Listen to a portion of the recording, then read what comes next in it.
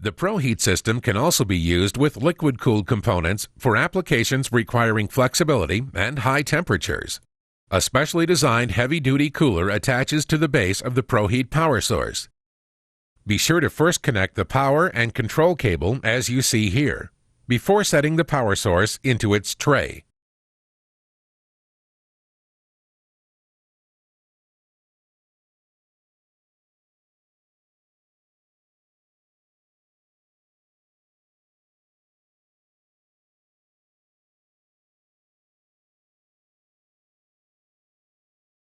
Using the lifting eye, place the ProHeat power source atop the cooler.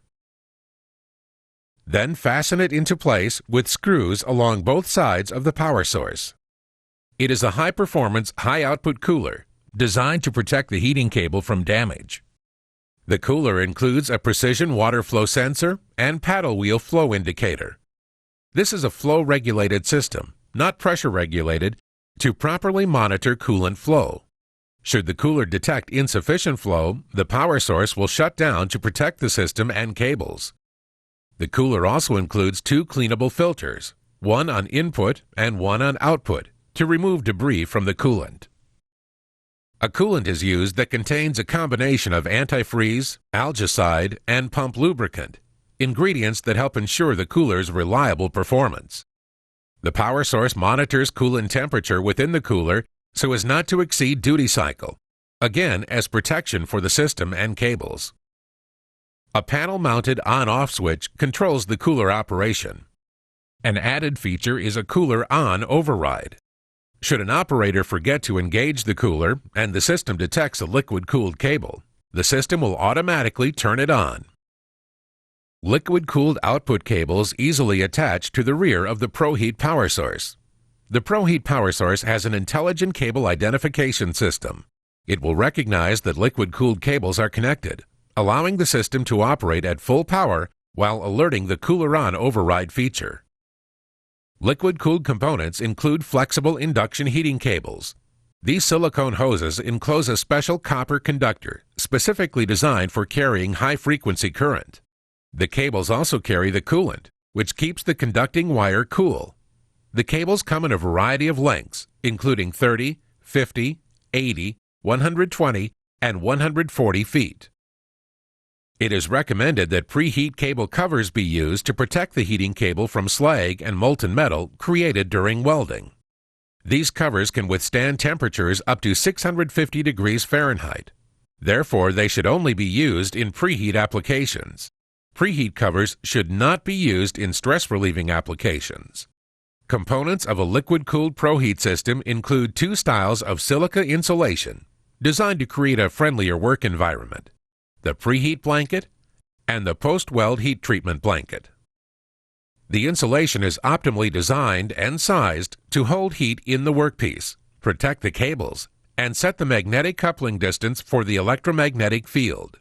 The insulation can also be reused multiple times, significantly reducing waste and creating cost savings. Half-inch thick preheat blanket insulation is available for preheat and hydrogen bakeout applications. Rolls are available 6 and 12 inches wide and in lengths of 10 to 20 feet.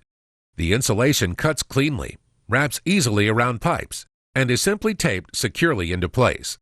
Post-weld heat treatment blankets are specifically sized to the diameter of the pipe to be treated. Available in a variety of sizes, they can be used for any heating application. Each blanket is clearly stenciled with the diameter, length, and width dimensions, and part number.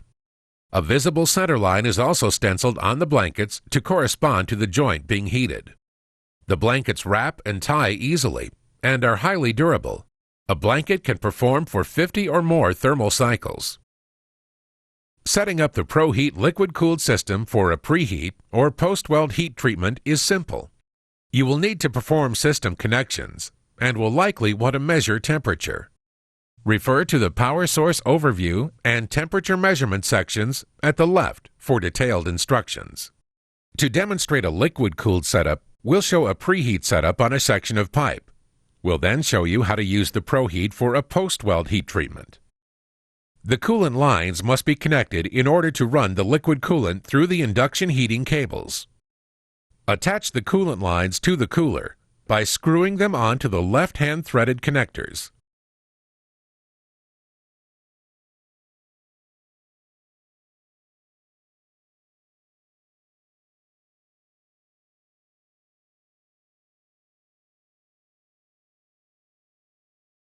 Then attach the quick connects to the output cable.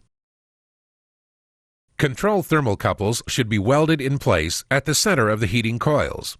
At a minimum, there should be 2 control thermocouples on each side of the joint at the top of the pipe. Thermocouples can also be added to the bottom. Position the preheat blanket within 6 inches on either side of the weld joint. Overlap the end of the blanket at the top and tape it securely. You are now ready to put the induction heating cables into place. For preheat applications, a protective cover is wrapped around the heating cable to shield it from weld spatter. Grip the heating cable to form a loop and proceed to wrap the cable around the pipe. 3 to 4 wraps on both sides of the joint is typical for a preheat application.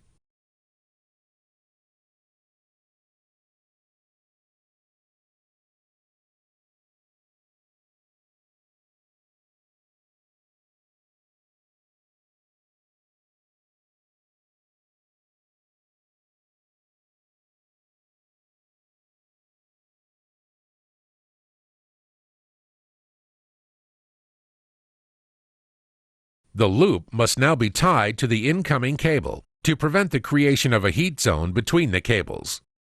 Begin at the undersides of the pipe. Continue to tie the outgoing and incoming cables together.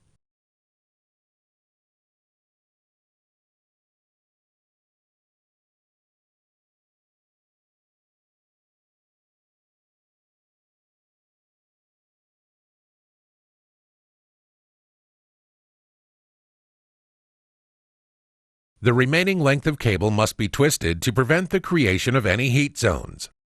The finished preheat setup should look like this. You are now ready to connect the power output cable. Connect the heating cable to the induction output cable and attach the jumper lines to the fittings on either side of the power cable connector. This will serve to route the coolant over and around the power connector and back into the heating cable on the other side of the connection. Attach the isolation fault magnet to the workpiece. Isolation fault protection is provided to shut off the machine if either the heating cable or output cable short to the workpiece. Never disconnect the heating cables or cable connectors during operation. Always turn off the output power before removing the induction heating cables. The process of a post-weld heat treatment using the ProHeat is similar to the preheat process. Generally, welded thermocouples are positioned within 1 inch of the weld joint, which becomes the center of the heat zone beneath the insulation. An easy-to-use post-weld heat treatment blanket should be positioned over the joint and thermocouples, taking care to line up the blanket's marked center line with the weld joint. Insulation blankets are sized to pipe diameters. Simply wrap the appropriately sized blanket, making sure the overlap is at the top, and tie it securely. For the post-weld treatment, it is important not to use the protective cable cover that's used in preheat. Doing so would melt the Velcro strips. Center the cable opposite where the leads will be exiting for an odd number of turns, same side for an even number of turns.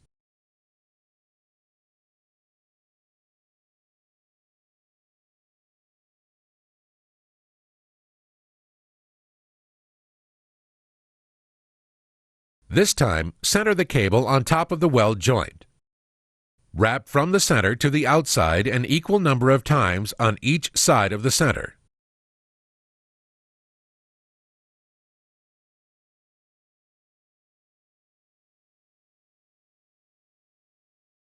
The number of turns needed is determined by the owner's manual and operating guide, and details can be found in the resource section of this CD.